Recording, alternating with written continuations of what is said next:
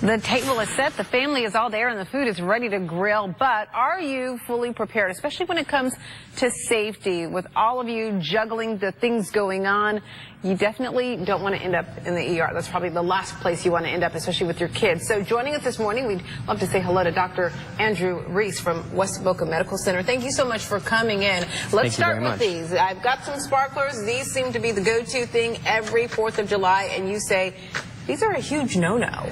Right. These people tend to think of as being rather safe because they're fun. They just send off some little sparkles. Sure. However, they burn at a temperature of between 1,000 and 2,000 degrees. Oh my goodness. And although they seem safe, they actually are a high risk for harm to little children. So for tiny little hands, I mean, this could really do some damage. Some damage. We've got some other fireworks here. I mean, a lot of these, they're fun, but they're just probably not the smartest idea. Right. The topic of fireworks safety is difficult because there really isn't any home fireworks that we consider to be safe. These are a leading cause of emergency room visits and sometimes even staying in the hospital overnight due to injuries. Some of these that fly, bottle rockets for instance, they just take off and go in any direction. You don't know where they're going to end up. And people can not only get eye injuries, they can lose their eyesight. They estimate there's about 15,000 emergency room visits each year for firework injuries. 15,000, and that's just probably on one given night, that 4th of July evening. So before maybe the fireworks, let's talk about grilling. I know there are a lot of kids who are going to be outside. Their parents are going to be grilling. They may step away from the grill. That's a concern there, too.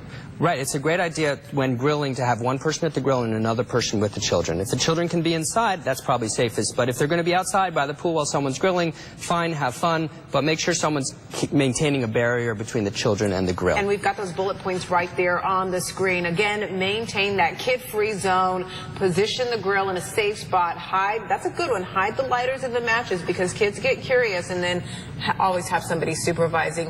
Sunscreen, not to forget supplies. Absolutely. This weekend. And then I think the key is to reapply. Exactly. Very good, because it's not hard for people to remember, oh, we're going to be outside, let's put on the sunscreen. But after swimming, it's gone off. After even a couple of hours of being outside, it needs to be reapplied in order to avoid sunburn. I've got to ask you. And sunburn is burn. Burn this can burn with heat immediately, but sunburn is the same kind of a burn. It just takes longer to happen. Wow. I've got to ask you, I'm putting you on the spot here, but any last-minute tips or piece of advice that you can offer?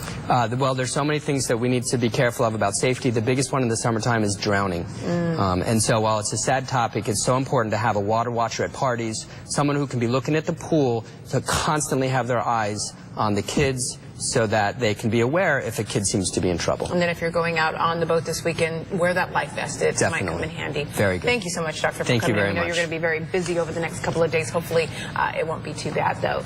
Glenn, all great advice that we've gotten over here. And a lot of this stuff, as we've been pointing out all day,